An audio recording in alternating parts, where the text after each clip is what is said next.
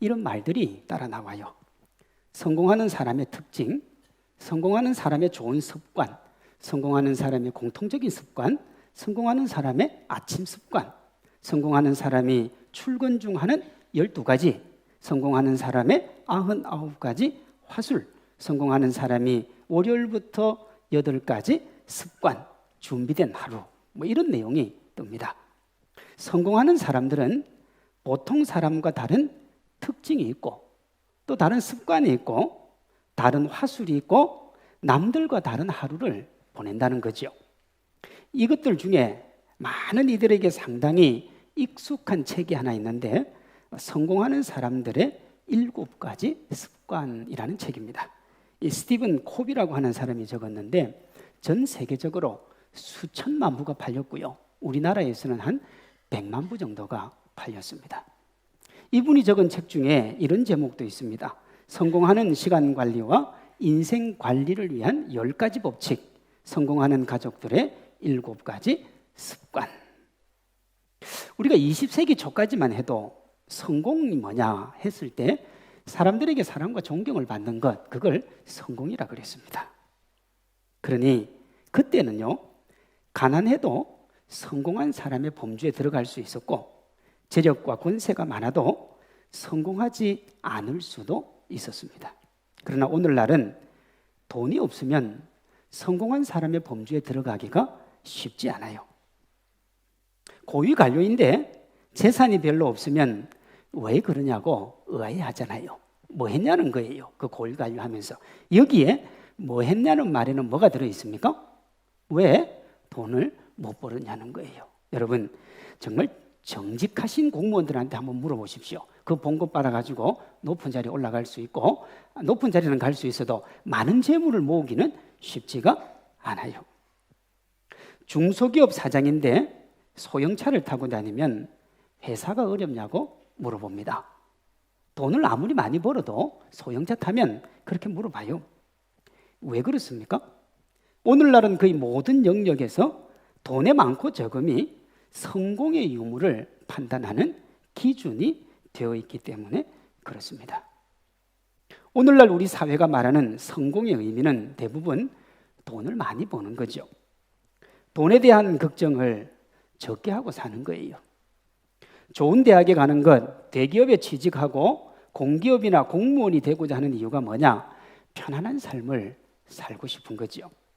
겉으로는 대의 명분을 내세우지만 조금 더 깊이 들어가 보면 다 돈 얘기입니다. 그렇죠? 다 돈이에요. 야, 설교 때 돈 얘기 안 하는데 목사님 도대체 언제까지 돈 얘기? 오늘 돈 얘기 좀 많이 해요. 부모님의 경제적 탓에 자신을 비하하는 청년들의 수저 계급론의 근저에 뭐가 놓여 있느냐? 돈이 있습니다. 부모님의 경제적으로 자신이 평가하는데 돈 없는 부모님 때문에 내가 이렇게 가난하게 산다는 거예요. 흙수저라는 거죠. 3포, 4포, 5포, M포도 마찬가지입니다. 오늘날 젊은이들이 왜 결혼, 출산, 연애를 포기합니까? 취직이 되지 않았어요. 그럼 취직이 되지 않는데 왜 그런 것들을 포기를 합니까? 돈이 없으면 아무것도 할 수 없다고 생각하기 때문에 그렇습니다. 실제로 돈이 없으면 할 수 있는 것이 우리 사회는 그렇게 많지 않죠. 개천에서 용이 나지 않는다는 자조 섞인 말의 이면에도 이것이 놓여 있습니다. 가난하면, 그렇게 태어나면 돈을 보장하는 명예와 권세 근처에는 갈 수 없다고 하는 슬프고 아픈 탄식이 거기에 있는 거지요. 부의 재분배 문제가 우리나라뿐 아니라 전 세계적인 이슈입니다. 예전에는 잘 살자 국민소득이 몇만 불이다 막 그걸 좋아했는데 지금은 국민소득 몇만 불인 거 안 좋아합니다. 가진 사람 다 가지고 가고 가지지 못한 사람 적게 가지고 가니까 이제는 부가 아니라 공평한 분배에 신경을 쓰는 이유도 다 여기에 있어요. 오늘날 거의 대부분의 사람들이 돈에 매여 살아갑니다. 예전에는 장래의 꿈이 사회를 변화시키고 타인을 돕는 것이었는데 요즘은 돈 많이 버는 게 꿈이에요. 제가 서울에서 청년 부할 때 어떤 청년이요, 자기 꿈이 뭐냐 그러니까 얘가 대학을 다니고 공부도 열심히 하는 애예요. 너 꿈이 뭐냐 그러니까 빌딩 하나 가지는 게 꿈이에요. 왜 빌딩을 하나 가지고 싶냐 그러니까 빌딩을 하나 가지고 세를 놓으면 한 달에 최소한 세가 막 1,000만 원 이상은 들어오지 않느냐 이거죠. 그거 가지고 자기는 세계 여행 다니고 싶은 거예요. 그게 자기 꿈이에요. 젊은이들만 그렇습니까? 요즘 초등학생들도 돈이 무소불위의 권력을 휘두른다는 걸 알고 있습니다. 그래서 그걸 추구를 하죠. 현실이었습니다. 그러면 그리스도인에서 한번 고민을 해봐야죠. 이런 현실을 살아가는 우리가 돈이 우리의 모든 것을 지배하고 결정하도록 둬야 되겠는가? 돈이 있으면 어깨에 힘을 주고 없으면 죄인처럼 살아야 되겠는가 하는 겁니다. 뭐 그럴 수도 있고 그렇지 않을 수도 있는데 사실 이것은 인생을 어떻게 정의하느냐에 따라 달라집니다. 내가 인생을 어떻게 볼 거냐 하는 거죠. 우리나라 유명한 목사님 중에 이재철 목사님이라고 있습니다. 그분이 동서양을 아우르는 인간에 대한 보편적 인식, 그러니까 인생이 이거다 하는 보편적 인식 3가지를 말씀을 하셨어요. 하나는 인생이 유수와 같다는 겁니다. 나의 의지와 무관하게 밤낮이 흘러가고 계절이 바뀌며 나의 동의를 구하지 않고 백발이 돋으며 내 의사를 묻지 않고 이마에 주름이 파이니 인생이 나의 의지와 무관하게 흐르는 유수 같다는 거죠. 뭐 틀린 말 아니지요. 우리가 주름이 생기지 말라고 아무리 말을 해도 이 세월은 자기 마음대로 우리 얼굴에다가 주름을 파버려요. 그렇잖아요. 우리가 흰머리 나는 게 부담스러워서 흰머리 안 났으면 좋겠다 싶어도요, 여러분 그저 자기 혼자 흰머리를 내요. 저는 아직 나이도 얼마 안 되는데 요즘 보니까 부쩍 흰머리가 많아졌어. 머리를 감을 때 야, 흰머리 좀 적게 났으면 좋겠다. 어떤 분은 저보고 염색을 하라 그러는데 염색하기는 싫고 흰머리 안 났으면 좋겠다 하는 느낌을 가지는데 날이 갈수록 많아져요. 제 의지와는 무관한 거죠. 유수 같은 거예요. 다른 하나는 인생이 유수 같은데 그 유수의 속도가 살처럼 빠르다는 거예요. 궁수의 시위를 떠난 화살이 날아가는 속도, 그걸 살이라고 부르는데 인생이 그만큼 빠르다는 거죠. 몇 주 전에 제가 어떤 성도를 만났는데 이렇게 얘기합니다. 엊그제 결혼한 것 같은데 벌써 아들이 결혼할 때가 됐어요.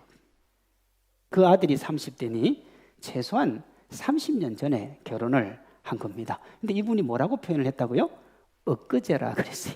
엊그제 결혼한 것 같은데. 그만큼 인생이 빨리 간다는 말이니까 살처럼 빠른 것도 맞습니다. 마지막으로 인생은 유수요. 그 속도가 살처럼 빠른데 그 결과는 허무하다는 겁니다. 공동묘지에 가면 수많은 봉분과 비석이 있고 그 위에 죽은 사람의 이름이 새겨져 있지요. 그런데 잘 보시면 그것이 죽은 자의 것이 아니라 산 사람을 위한 거예요. 그렇잖아요. 죽은 사람이 일어나서 내 이름 잘 새겨져 있나 확인 안 하잖아요. 그건 누구 거냐 그러면 산 사람을 위한 겁니다. 호랑이는 죽어서 가죽을 남기고 사람은 죽어서 이름을 남깁니다만 그러나 죽은 그 사람은 자기 이름이 남았는지 안 남았는지는 몰라요. 그러니 인생이 허무한 것도 맞습니다.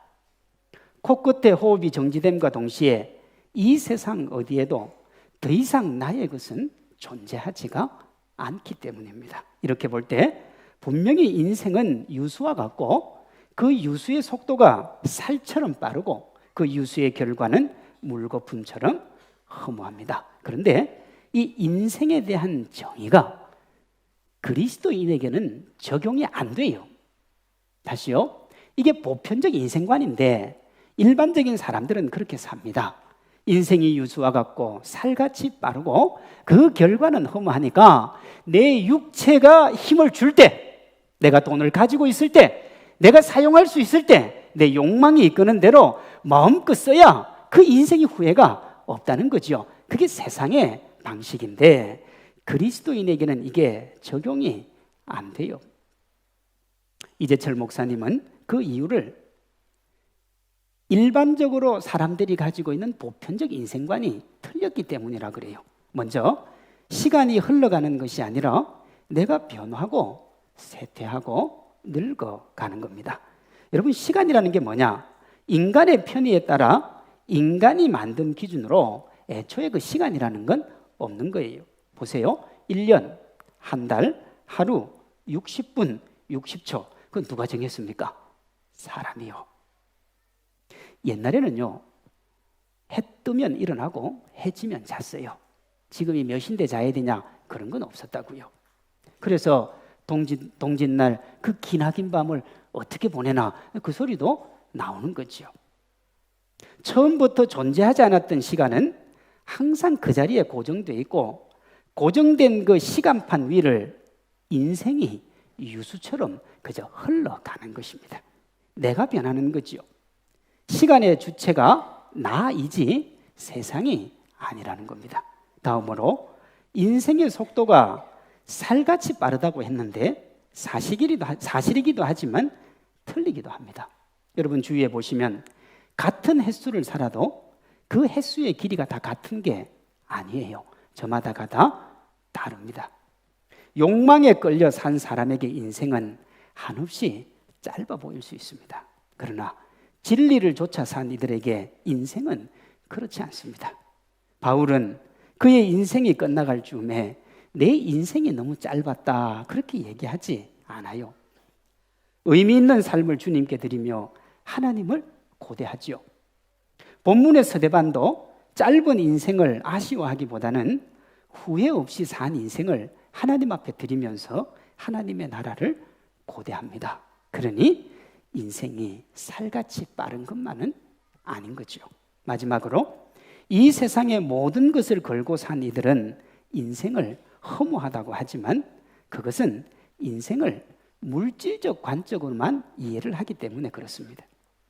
이 땅의 삶으로 인생이 끝난다는 역사관을 가지고 있으면 그렇게 되겠죠. 그러나 인생은 이 땅의 삶으로 끝나지 않습니다. 인생은 한 줌째로 끝나는 것이 아니라 영원으로 이어집니다. 우리의 삶이 여기서 끝나지 않는다고요. 우리의 삶은 영혼과 맞닿아서 죽으면 하나님을 만납니다. 크리스찬의 삶의 핵심은 간단합니다. 그리스도인은요, 이 세상이 말하는 인생이 유수와 같고 살처럼 빠르고 그 인생의 끝은 허무하다는 생각을 가지고 있으면 안 돼요. 그리스도인은 그렇게 살면 슬픈 인생의 주인공이 될 수밖에 없어요.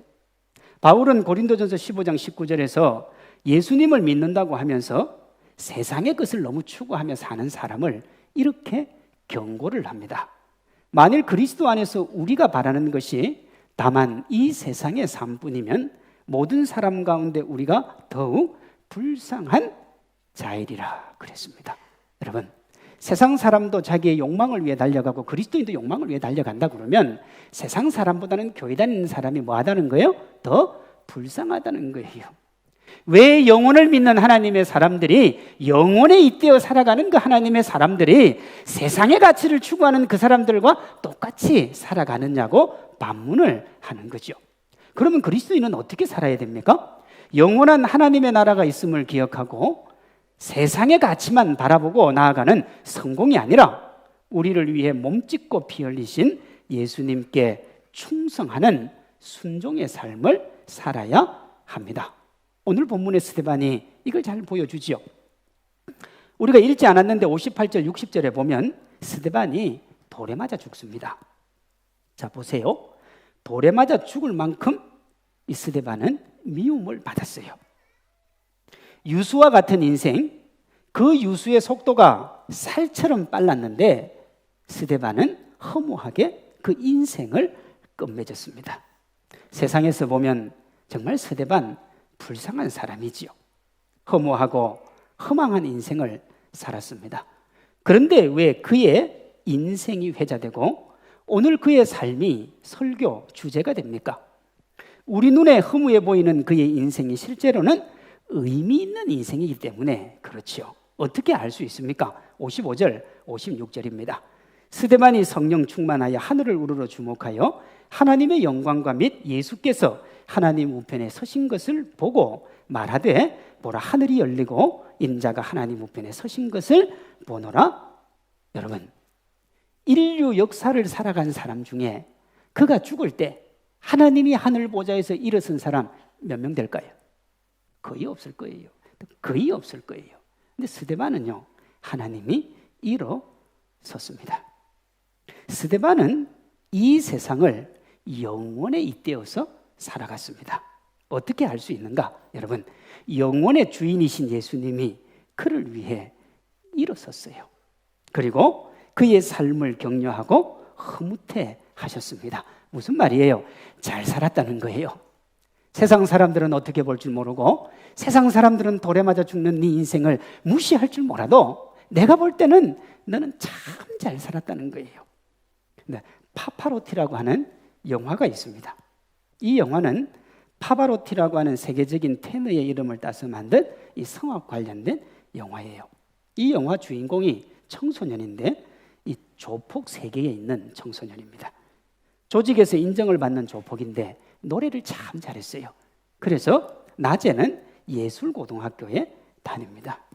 근데 그가 다니는 학교에 세계적인 수준의 테너 역량을 가지고 있는 음악 선생님이 있었어요.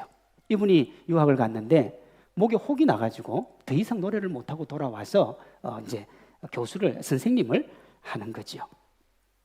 이 선생님이 그 학생의 재능을 발견하고 조폭 두목에게 가서 좀 제자를 이 아이를 좀 내려놔 달라. 만약에 이 아이를 풀어주는데 내 다리를 원한다면 내 다리라도 잘라주겠다. 뭐 그렇게 하면서 이 아이를 키웁니다. 근데 너무 잘하는 거예요, 노래를. 이 선생에게 대학 다닐 때 자기보다 노래를 조금 못한, 그러나 지금은 외국에 교수로 있는 친구가 한 명 있었습니다. 그러니까 평생을 경쟁자였는데 자기가 이긴 거예요. 근데 지금은 노래를 못하니까 그 친구가 더 성공한 사람이 됐지요. 그런데 이 제자를 위해서 그 라이벌 친구에게 무릎을 꿇습니다. 내가 이 아이를 네 밑에 보낼 테니까 좀 세계적인 사람으로 키워달라. 무릎을 꿇어요. 그렇게 유학을 떠나서 7년이 지나는데 그 제자는 말 그대로 세계적인 성악가가 되어서 돌아오고 결국 콘서트를 엽니다. 콘서트가 마치고 환호하는 관중의 앵콜 요청에 그가 나와서 내가 가장 좋아하는 노래를 하나 부르겠다 그래요. 근데 사실은 그 노래가 누구 노래냐 그러면 이 스승이 제일 좋아했던 노래예요. 우리 유행가 중에 행복을 주는 사람이라는 노래입니다. 근데 이 가사가 의미가 있어요. 내가 가는 길이 험하고 멀지라도 그대 함께 간다면 좋겠네. 우리 가는 길에 아침 햇살 비치면 행복하다고 말해주겠네. 이리저리 둘러봐도 제일 좋은 건 그대와 함께 있는 건 그대 내게 행복을 주는 사람. 사실 제가 이거 동영상으로 보여주려고 그랬는데 안 보내주는 이유는 우리 목사님은 너무 유행가를 좋아한다 그런 소리를 할까. 인터넷 들어가서 쳐보면 나오는데요. 제가 이 노래를 들으면서 가장 감동이 깊었던 게 뭐냐 그러면 그 제자가 노래를 하고 그 선생님이 앞에서 앉아서 정말 흐뭇해합니다. 그리고 대견스러워해요. 그리고 이 제자는 스승이 좋아하니까 더 기쁘고 더 즐겁게 노래를 합니다. 이런 이야기가 있습니다. 어떤 사람이 똑같이 노래를 열심히 해서 이제 그 자기가 노래 열심히 한 걸 발표하는 발표회 장이 있었어요. 사람들이 많이 왔고 엄청난 사람들이 그 사람의 노래를 듣고 환호하고 열광을 했습니다. 앵콜을 요청하고 사람들은 다 즐거워했어요.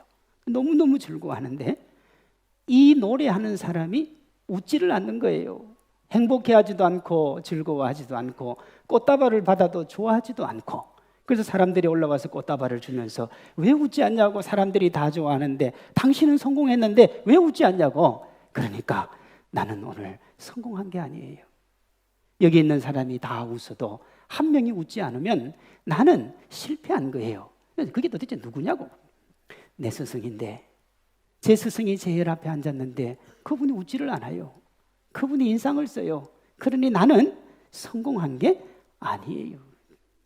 여러분, 그리스도인이 이 땅을 잘 살았는가 못 살았는가는 하나님이 웃으시냐 웃지 않으시냐 그걸로 판단하는 거예요. 주변 사람이 아무리 우리한테 당신은 잘 살았습니다, 당신은 멋지게 살았습니다, 당신은 교회 안에 봉사하고 충성했으니 정말 잘 살았습니다, 아무리 얘기해도 주님이 안 웃으시면 그 인생은 잘 산 인생이 아니에요. 오늘 본문에 스데반을 보십시오. 스데반은 자신을 위해 십자가에 피 흘리신 주님을 위해 자기의 전부를 던졌어요. 주님이 그 모습을 한없이 행복해 하셨어요. 일어서셨어요. 격려하셨어요. 뭐 했다는 거예요? 잘하고 있다는 거예요. 너 참 잘하고 있다는 거예요. 사람들이 보기에 허무한 인생일지라도 주님이 보시기에 가치 있는 인생이라는 거예요. 제가 파파로티라는 영화를 보면서 이런 생각을 했습니다. 하나님이 내 삶을 보고 저렇게 웃어주실까? 재서봐, 내가 널 위해 십자가 지기를 참 잘했다. 내가 너 목사시키기를 잘했다. 내가 있어 얼마나 좋은지 모른다. 남아있는 시간도 그렇게 살아다오. 진짜 그 말을 듣고 싶은데 한없이 부끄럽고 초라해지는 제 모습을 보는 데는 시간이 걸리지 않습니다. 그런데 여러분, 그렇게 살고 싶어요. 주님이 저를 보고 빙긋이 웃어주시면 좋겠어요. 사람들이 다 욕하고 비난하고 원망해도 주님만 웃어주실 수 있으면 그 인생은 아름다운 겁니다. 이는 저뿐만 아니라 예수님을 믿는 이라면 누구라도 가져야 되는 삶의 자세요. 여러분의 삶의 모습을 보고 하나님이 웃으시겠습니까? 주님이 여러분을 격려하기 위해 일어설 것을 확신하십니까? 지난 한 주간 살아온 여러분의 삶을 우리 주님이 지지하시겠습니까? 주님이 내가 너를 위해 십자가 지기를 잘했어. 내가 너 많이 배우게 하기를 잘했어. 내가 너 예쁘고 잘생기게 만들기를 참 잘했다. 내가 너를 지금 그 자리에 세우길 참 잘했다.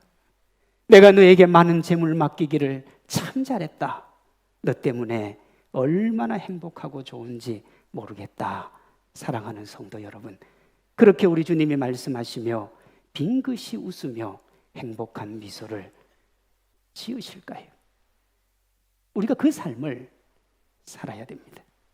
세상이 말하는 성공과 성경이 예수님이 말씀하시는 성공은 달라요. 성경에 우리가 성공을 위해 부름받았다고 말하는 것은 단 한 구절도 없습니다.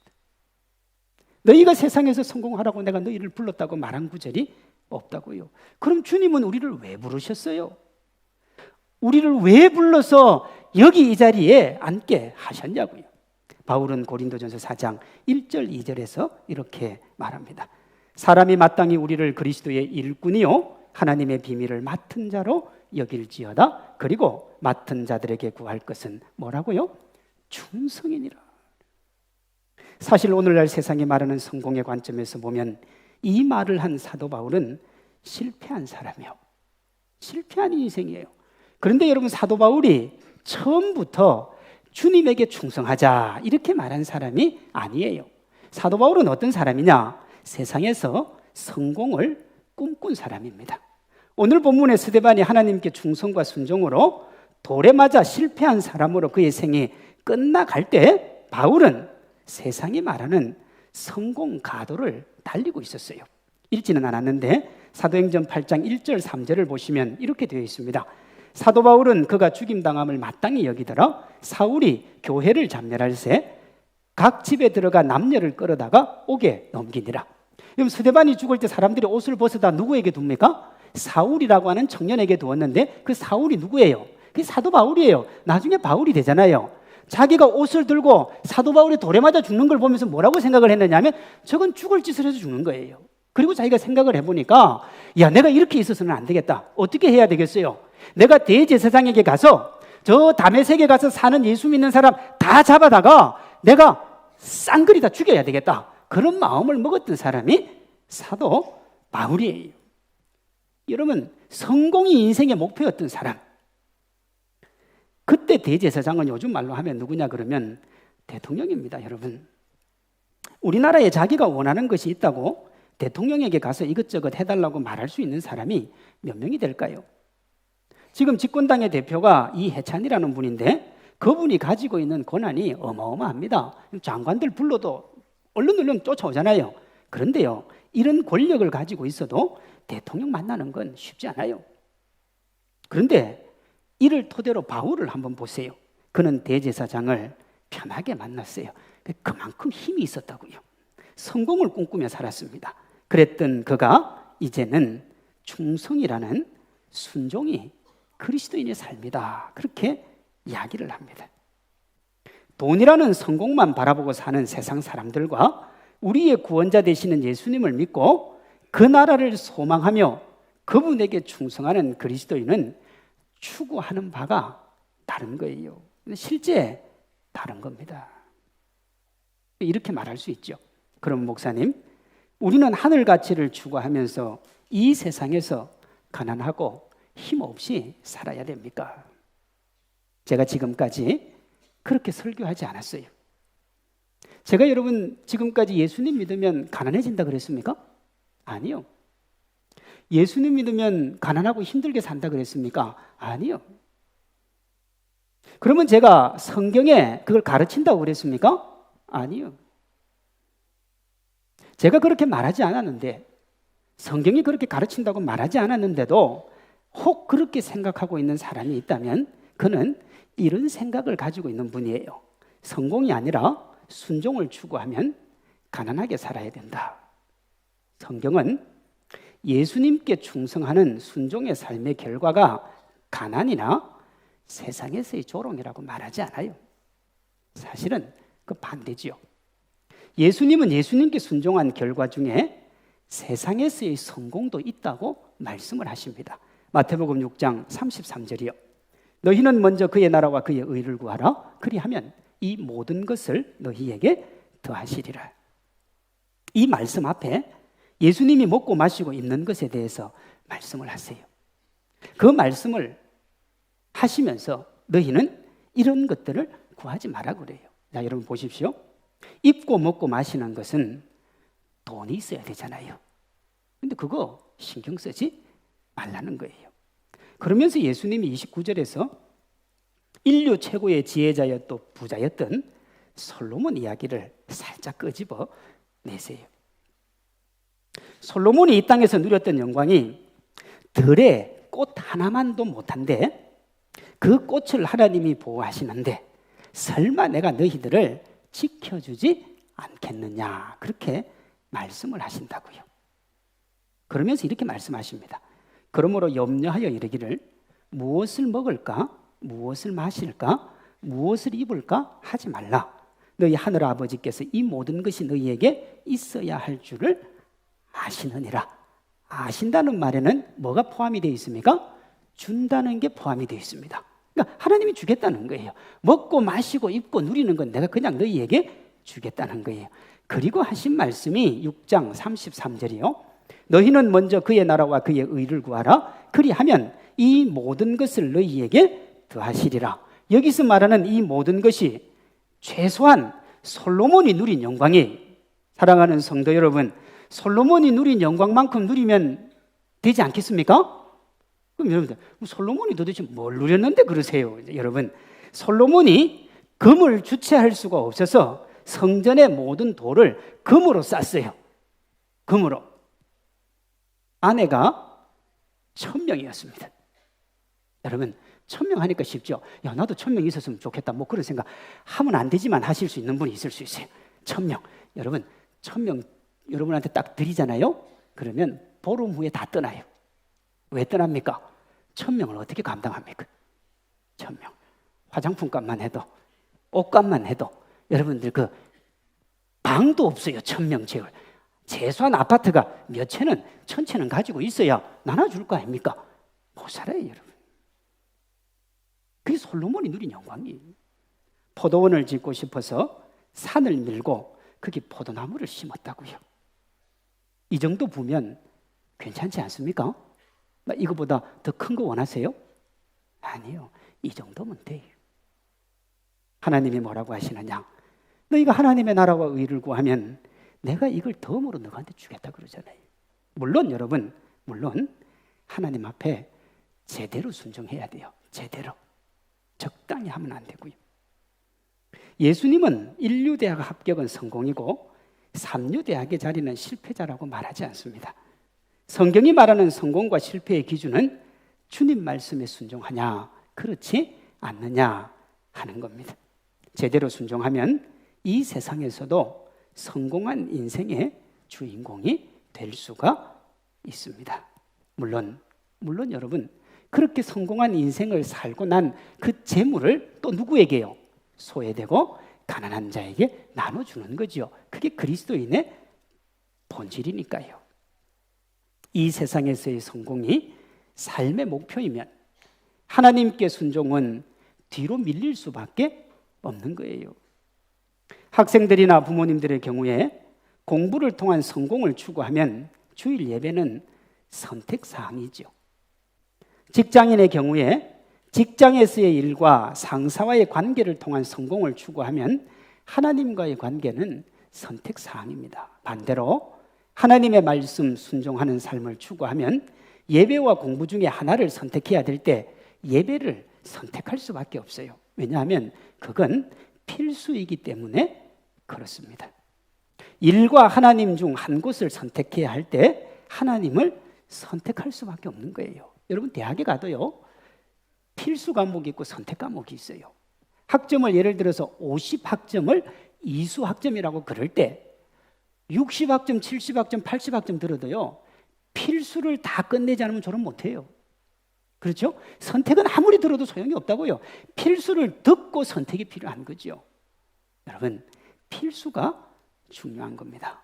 크리스찬의 삶의 자세와 목표는 이 세상에서의 성공이 아니라 하나님께 순종인 줄로 믿습니다. 아프리카의 고아와 소외된 이들을 위해 자신을 다 던진 마더 테레사가 이런 말을 남겼습니다. 하나님께서는 나를 성공하라고 부르신 것이 아니라 순종하라고 부르셨습니다. 성공이 아니라 순종이라는 거예요. 그래서 그 순종하기 위해서 어디 갔어요? 이 테레사가 아프리카 소외되고 가난한데 거기서 평생을 살았어요. 근데 하나님이 그 이름을 어떻게 해요? 오늘 우리도 기억할 만큼 위대하게 만들어 주신 거예요. 순종이 곧 성공입니다. 스데반의 인생이 그랬습니다. 그의 삶을 보시면 그는 성공이 아니라 순종의 삶을 살았습니다. 하나님이 우리의 삶에 개입하시고요, 세상에서 솔로몬이 누렸던 영광보다 더 큰 영광 누리게 하시고요, 스데반에게 하셨던 것처럼 우리를 위해 일어서시고 우리의 삶에 박수 보내시고 우리를 안아주시고 우리에게 힘 주시고 능력 주실 줄로 믿습니다. 그렇게 되면 누구도 우리를 어떻게 할 수 없어요. 왜? 주님 품이 세상에서 가장 안전한데 누가 거기서 우리를 데리고 나갈 거예요. 하나님이 우리를 보듬고 하나님이 우리를 안고 하나님이 우리에게 평강 주시고 하나님이 우리에게 기쁨을 주시는 걸요. 그 중심에 성공이 아니라 순종이 있습니다. 우리 모든 성도님들 예수님께 순종하심으로 이 세상에서도 그리고 영원에서도 성공하는 멋진 인생의 주인공들 되시기를 주님의 이름으로 축원합니다.